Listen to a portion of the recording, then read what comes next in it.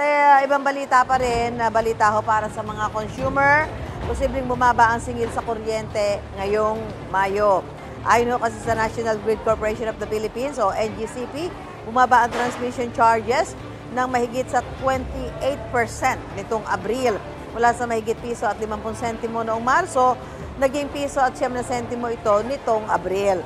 Ang bawas singil ay dahil sa pagbaba ng transmission wheeling rate o singil ng NGCP sa paghatid ng kuryente ng mga distribution utilities at electric cooperatives at mas mababang demand. Gusto mo bang mauna sa mga balita? Mag-subscribe na sa GMA Integrated News sa YouTube at tumutok sa unang balita.